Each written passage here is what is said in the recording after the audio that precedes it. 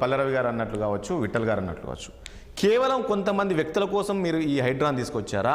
లేదు నిజంగా ఈరోజు మన హైదరాబాద్ ప్రజలు బాధపడుతున్న చిన్న వర్షం పడితే సార్ మనం ఇంతకుముందు అన్నట్టు రోడ్లు చెరువులు అంటున్నాం, అవన్నీ పోవాలంటే ఈ హైడ్రా సీరియస్గానే వర్క్ చేస్తుందా? అందరూ సమానంగా వర్క్ చేస్తుందా? కేవలం కొంత టార్గెట్ చేయడానికి ఈ హడావుడి చేస్తుందా? ఇక టార్గెట్ ఏముంటుంది రాజేష్, ప్రతిదానికి టార్గెట్, పనిచేసే టార్గెట్ అనే పరిస్థితికి తీసుకొచ్చేసారు ఏ గవర్నమెంట్ చేసినా సరే. కానీ ఒకటి ఏంటంటే హెచ్ఎండిఏ, జిహెచ్ఎంసి, హుడా, దానికన్నా ముందు హైదరాబాద్ మున్సిపల్ కార్పొరేషన్.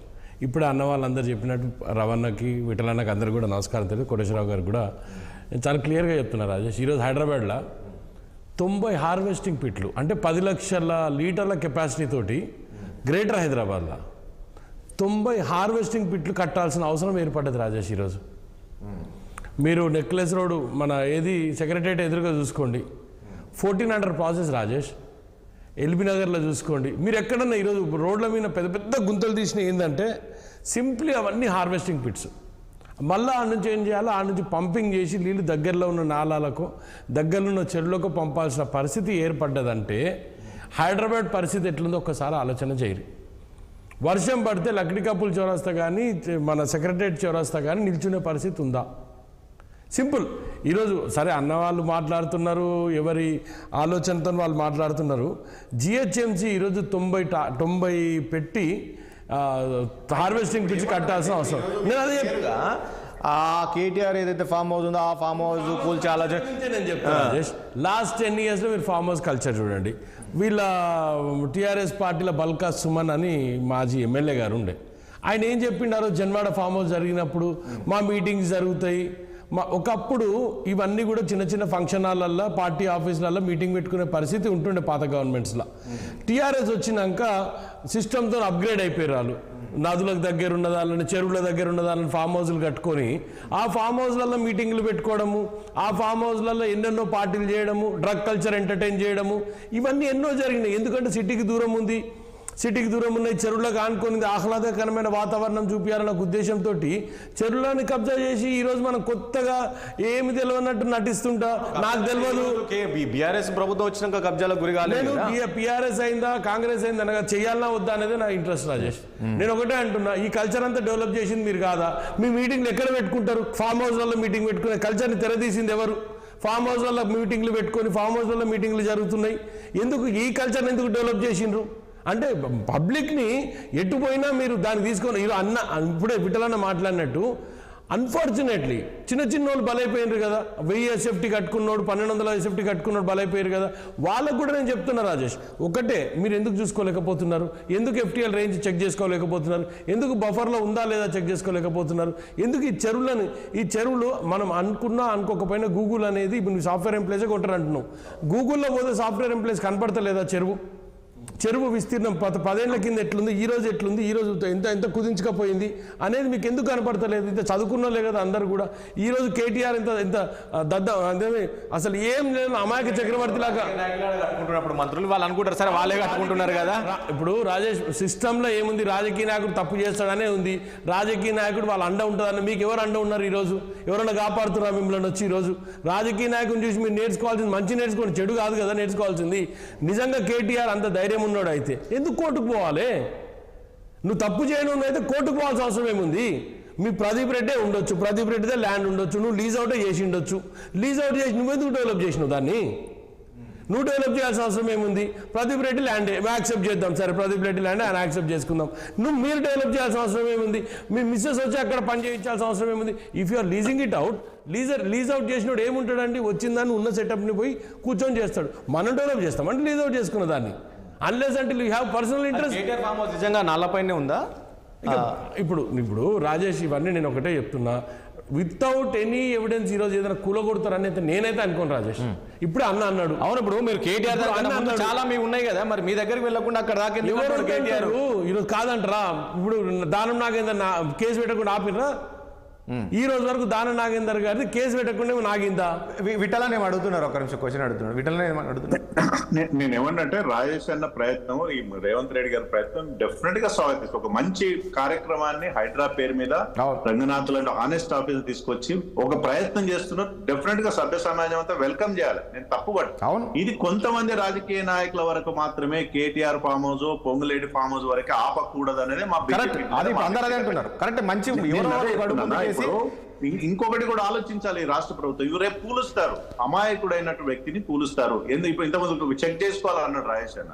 ఎట్లా చెక్ చేయ? ఇప్పుడు అక్కడ ఎన్ఓసి ఉంటది, FTL పరిధి లేదు అని ఇరిగేషన్ డిపార్ట్మెంట్ ఎన్ఓసి ఇస్తుంది, రిజిస్ట్రేషన్ అవుతుంది, మున్సిపల్ అథారిటీస్ పర్మిషన్ ఇస్తారు, బ్యాంకు లోన్ ఇస్తుంది.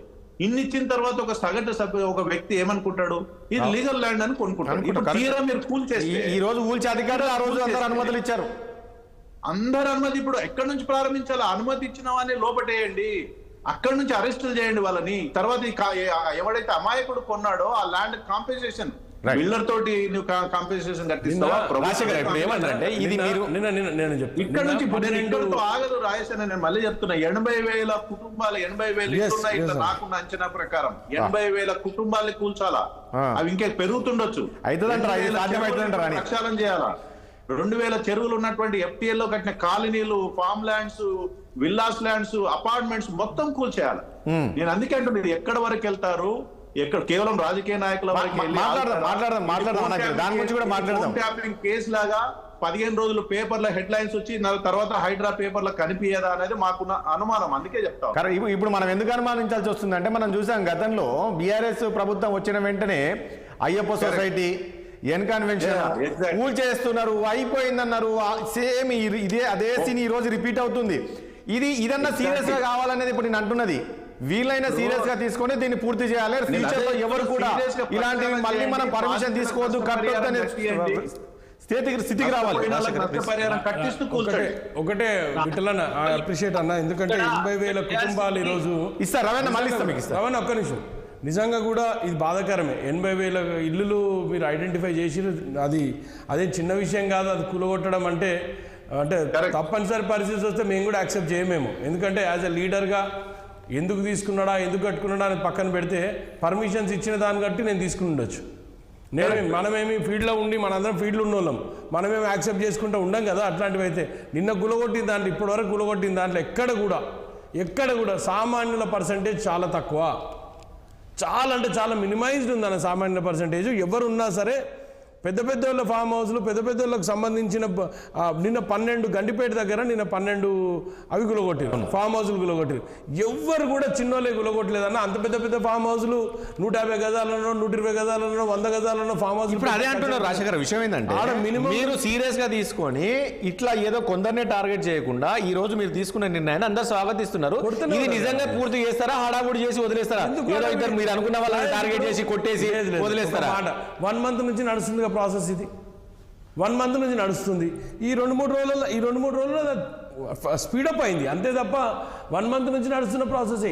ఏది కూడా రాజేష్ ఒకటైతే గుర్తుపెట్టుకోండి, అన్లెస్ అంటిల్ ఆ చెరువు పరిమితులు. ఇప్పుడు మా దగ్గర కూడా చాలా చెరువులు ఉన్నాయి రాజేష్. ఇప్పుడు నిన్న నాకు తెలుసు, మా ఏరియాలోనే ఉన్నాడు రవాణా కాబట్టి ఆయన కూడా అన్ని తెలుసు. మా దగ్గర చెరువులు ఎన్ని ఉన్నాయి, ఎన్ని కుదించుకపోయినాయి, ఎన్ని చెరువులలో ప్రాబ్లమ్స్ ఉన్నాయని అన్ని తెలుసు. ఎండ్ ఆఫ్ ద డే అందరు కూడా స్వాగతిస్తున్నప్పుడు లెట్ us వెయిట్. ఈరోజు రాజశేఖర్ది కొడతారా, విఠలన్నది కొడతారా, రవణది కొడతారా అనేది లెట్ us వెయిట్. అంత తొందరగా జడ్జిమెంట్కి వచ్చేసి ఓన్లీ కేటీఆర్ది ఒకటే కొడుతారు, అది కేటీఆర్ది కాదన్నప్పుడు కేటీఆర్ లెట్ us ఆయన సైలెంట్ ఉంటే అయిపోతుంది. ఆయన ఎందుకు దానిపైన వచ్చి బయటికి వచ్చి అంత ఎగ్జైట్ అయ్యి మాట్లాడాలి? ఆయన ఏమంటాడంటే, నేనేమి దాన్ని ఎగ్జైట్ అయ్యి మాట్లాడాల్సిన అవసరం ఉంది కేటీఆర్ గారికి. కోర్టుకు పోవాల్సిన is let the owner go to court. ఎవరు ఆపుతున్నారు? ఓనర్ ఎవరైనా ఆపిరా? కోర్టుకు పోద్దని ఆయన ఏమంటాడంటే, మీరు ఏదో మమ్మల్ని టార్గెట్ కాదు, మీరు అందరి స్టార్టింగ్ నేను కూడా ఉంటాను, మీ మంత్రులవే చాలా ఉన్నాయి, అవి కొట్టుకుంటారు అంటున్నారు రాజేష్ గారు. కేటీఆర్కి ఏం సంబంధం ఉంది? మీరు మీటింగ్లు పెట్టుకుర్రు, బాలకసుమని చెప్పినట్టు మీరు మీటింగ్లు పెట్టుకురు, అయిపోయింది. మీటింగ్ కల్చర్ అయిపోయింది, డెవలప్ చేసిరు, మీరు మీటింగ్ల కోసం వాడుకున్నామని చెప్పిండ్రు. That is let us put a full stop for that. ఈరోజు నువ్వు ఇంటర్ఫియర్ అయ్యి అంత ఆవేశంగా నువ్వు వచ్చి కోర్టుకు పోతున్నావు, నాకు సంబంధించింది నువ్వు ఎవడడిగిడు, సంబంధించింది అవునా కాదా అని నిన్ను పిలిచి అడిగిరా ఇట్లా కోర్టు? కేటీఆర్ని కూడా మీటింగ్ పెట్టినా మనకి ఏమైనా సంబంధం ఉందా అని ఇట్లా అడిగిరా ఇట్లా కోర్టుకి? ఇట్లా అవి అడగనప్పుడు నీకు ఎందుకు ఉరుకుపాటు? నీకెందుకు అంత ఉనికిపాటు, నువ్వు ఎందుకంత ఇదైపోయి ఓ ప్రెస్ మీట్ పెట్టి దాని మీద అంత క్లారిఫికేషన్ ఇవ్వాల్సిన అవసరం ఏముంది? అంత అవసరం, అంత ఇది కావాల్సిన అవసరం లేదు కదా. ఓకే, కోటేశ్వరరావు గారు